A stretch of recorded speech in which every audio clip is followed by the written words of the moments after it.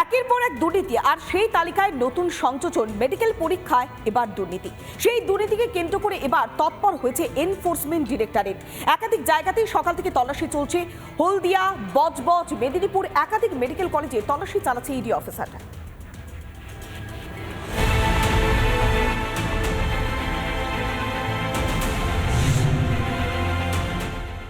মেডিকেলে এনআরআই আসনে ভর্তি নিয়েও দুর্নীতির অভিযোগ। একাধিক অভিযোগের ভিত্তিতে রাজ্যের 20 জায়গায় তল্লাশি শুরু ইডির। দুর্গাপুরে বেসরকারি মেডিকেল কলেজে তল্লাশি ইডির। দুর্গাপুরের এই বেসরকারি মেডিকেল কলেজ, সেই মেডিকেল কলেজে সকাল থেকেই ইডির আধিকারিকরা তল্লাশি চালাচ্ছে। আধা সেনার কার্যত করা নজরদারি করা পাহারায় চলছে এই তল্লাশি অভিযান। শান্তিনিকেতনে ইডির তল্লাশি। বোলপুরে এক মেডিকেল কলেজে ইডির হানা। দুর্নীতি ইস্যুতে তদন্ত করছে ইডি এবং এনআরআই কোটায় আদৌ কোনো এই মেডিকেল কলেজগুলোতে, যেগুলি বেসরকারি মেডিকেল কলেজ, সেগুলিতে কোনো দুর্নীতি হয়েছে কিনা তাই দেখছে মূলত এই কেন্দ্রীয় তদন্তকারী সংস্থা। ইতিমধ্যে কিন্তু বোলপুরের শান্তিনিকেতন মেডিকেল কলেজ যে রয়েছে, এই মেডিকেল কলেজের অ্যাডমিনিস্ট্রেটিভ ব্লক, সেখানেই কিন্তু ইডির আধিকারিকরা রয়েছেন এবং তারা বিভিন্ন নথি যাচাই করছেন। 2021 সাল থেকে এনআরআই কোটায় ভর্তি নেয়নি কলেজ। বিবৃতি দিয়ে জানিয়েছেন মেডিকেল কলেজের সভাপতি মলয় পেট।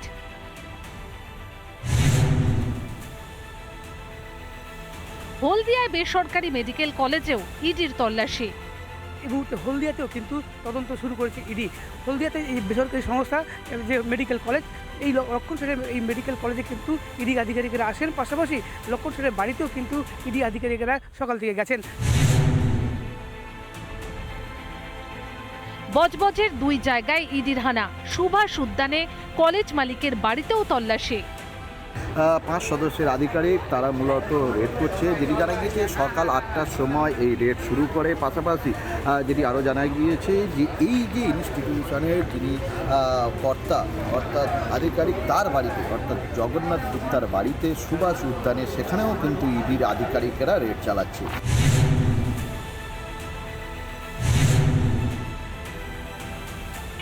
যুক্ত পশ্চিমবঙ্গ সরকারের স্বাস্থ্য দপ্তর, ডাইরেক্টর অফ মেডিকেল এডুকেশন, তারা এক্সটার্নাল অ্যাফেয়ার্স মিনিস্ট্রির এনওসি ছাড়া ফ্রড করে 18 সাল থেকে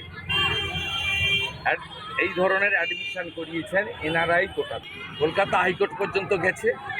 যেহেতু এটাতে সীমা প্রযোজ্য, তাই এনফোর্সমেন্ট ডাইরেক্টরেট আজকে রেড করছে। সিবিআইয়ের ক্রেডিবিলিটিটাই আজকে মানুষের কাছে আর গ্রহণযোগ্য নয়। ওরা যদি দেখা যায় যখনই ভোট আসে, যখনই কাউকে টাইট দেওয়ার ব্যাপার আসে, ওদের নামিয়ে দেওয়া হয়। ওদের নিজেদের যে ক্রেডিবিলিটি আছে, সেই ক্রেডিবিলিটিটা সরকার দ্বারা নষ্ট হচ্ছে। ইডি রেড করলেই হাসি পায়। বেড়াল দৌড়চ্ছে, ইঁদুর দৌড়চ্ছে, টম অ্যান্ড জেরির মতো ছোটবেলা দেখেছিলাম। আলটিমেটলি কিছু হবে না। ইডি নিয়ে শুভেন্দু অধিকারীদের তো অনেক লাভঝাপ দেখলাম। ইডি আর সিবিআই কান অব্দি পৌঁছতে পারবে না। এই বিজেপি এই তৃণমূলের বিরুদ্ধে ব্যবস্থা নিতে পারবে না, ব্যবস্থা নিতে চায় না। আরজিকর কাণ্ড থিতু হতে না হতেই মেডিকেলে ভর্তিতে দুর্নীতির অভিযোগে সরগরম রাজ্য রাজনীতি। রিপাবলিক বাংলা। জ্বলছে ওপার, যার আঁচ বারবার পড়েছে এপারে। ওপারে যেভাবে সংখ্যালঘুদের উপরে আক্রমণের ঘটনা ঘটছে, তাই সীমান্ত পারাপারের ক্ষেত্রে বেশ খানিকটা কড়াকড়ি করা হয়েছে। নতুন করে দেয়া হচ্ছে না কাউকে ভিসা।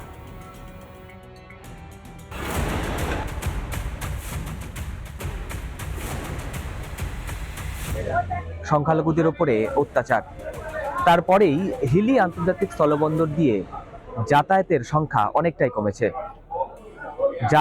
যাওয়ার তুলনায় আসার সংখ্যাটা একটু বেশি।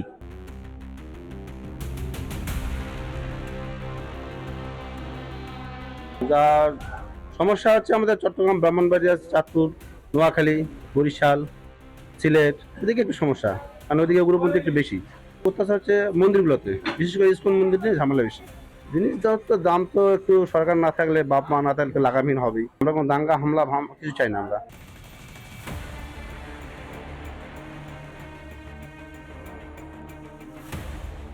মালদার মহদীপুর সীমান্ত দিয়েও কমেছে যাতায়াত।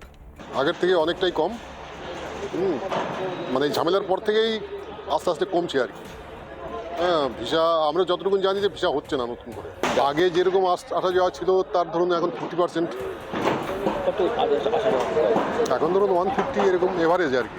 রিপন ভৌমিক ও দীপঙ্কর গোস্বামীর রিপোর্ট, রিপাবলিক বাংলা।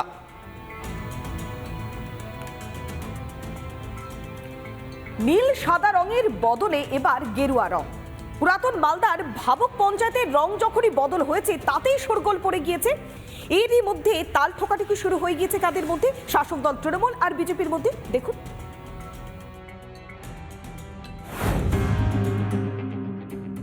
কথায় আছে রং দিয়ে যায় চেনা, আর এই রং নিয়ে যত গোলমাল পুরাতন মালদার ভাবুক গ্রাম পঞ্চায়েতে।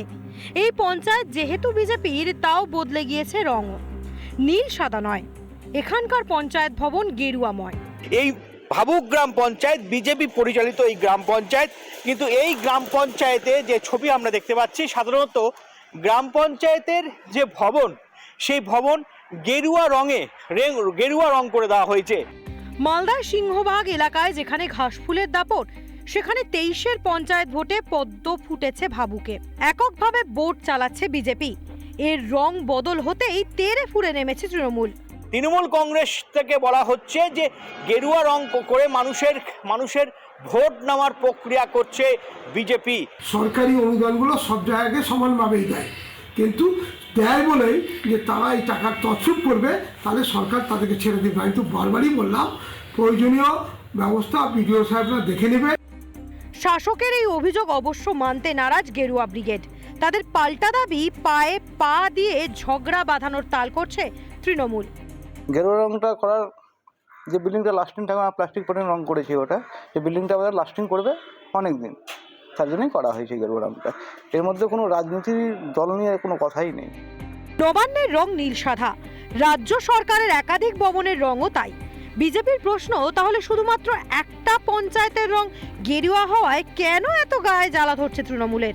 আর যদি গেরুয়ায় রাজনীতিকরণ হয়, তাহলে কোন যুক্তিতেই বাদ যাবে নীল সাদা রং? রং তৈরি করা নিয়ে রীতিমতো রাজনৈতিক বিতর্ক এখন জোর কদমে চলছে গোটা পুরাতন মালদা ব্লক জুড়ে। মালদা থেকে দীপঙ্কর গোস্বামী, রিপাবলিক বাংলা। ধরুন আপনার শরীর অসুস্থ হলো, আপনি কোথায় যাবেন? আপনি যাবেন স্বাস্থ্যকেন্দ্রে।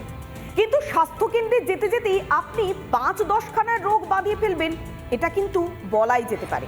কেননা রাস্তার অবস্থা যেমন খারাপ, অন্যদিকে অস্বাস্থ্যকর পরিবেশ হাসপাতাল সংলগ্ন এলাকার। এমনই পরিস্থিতি মহেশতলা প্রাথমিক স্বাস্থ্যকেন্দ্রে, যেখানে পরিবেশটা এমনই, যেখানে স্পষ্ট হচ্ছে রোগীর আতুরঘর। রোগীরা গিয়ে আরো বেশি করে অসুস্থ হচ্ছে।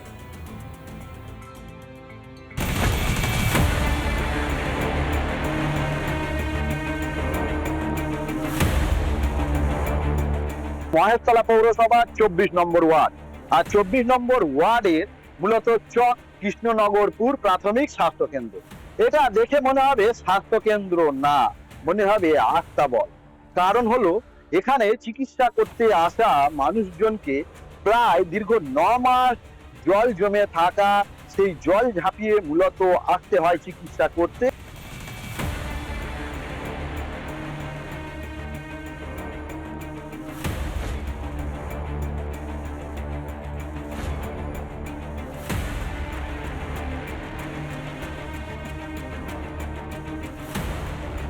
জল জমে আছে স্বাস্থ্যকেন্দ্রে যাওয়ার রাস্তা, ম্যালেরিয়া তো হতে পারে বা কিছু হতে পারে। তাই তো, গা হাত পা চুলকানো, ঘা ঘুষি সব রকম, পায়ে ঘা তো 12 মাসই ভালোই হয় না, হাজা ঘা এসব ভালোই হয় না, কাশি কফ সর্দি ওগুলো তো লেগেই আছে ঠান্ডা ঘেঁটে ঘেঁটে। কাউন্সিলর কি জানে বিষয়টা? কাউন্সিলর জানেন, এখানে জল জমে আসে, কাউন্সিলর সব জানে।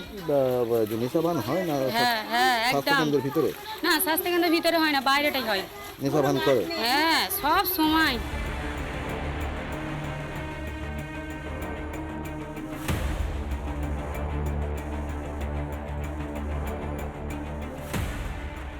এই যে প্রাথমিক স্বাস্থ্য কেন্দ্রের যে পরিস্থিতি, অর্থাৎ জানালার কাঁচ ভাঙা রয়েছে, এই যে কলাপসের গেট সহ মূলত দেখিয়ে রাখতে বলবো আমি ভিডিও জানাচ্ছি যে কলাপসের গেট ছাড়ানো, এছাড়াও মূলত এই যে কাঠের যে দরজা সেটাও মূলত ছাড়ানো রয়েছে। সিসিটিভি ক্যামেরা নেই, সিসিটিভি ক্যামেরা বিহীন মূলত এই স্বাস্থ্য কেন্দ্র।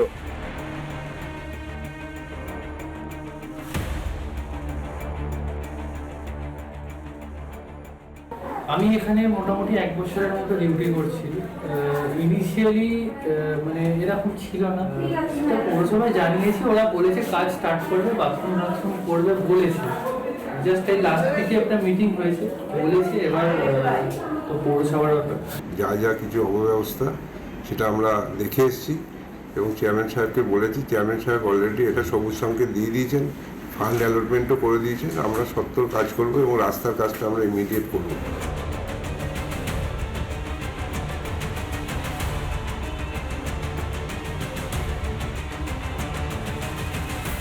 দক্ষিণ চব্বিশ পরগনা মহেশতলা থেকে রাজু মুখার্জি রিপোর্ট, রিপাবলিক বাংলা। নানা ধরনের কন্টেন্ট দেখার জন্য লাইক করুন, শেয়ার করুন আমাদের ফেসবুক পেজ, সাবস্ক্রাইব করুন আমাদের ইউটিউব চ্যানেল। পাশাপাশি অন্যান্য ব্রেকিং নিউজের জন্য অবশ্যই চোখ রাখুন রিপাবলিক বাংলায়।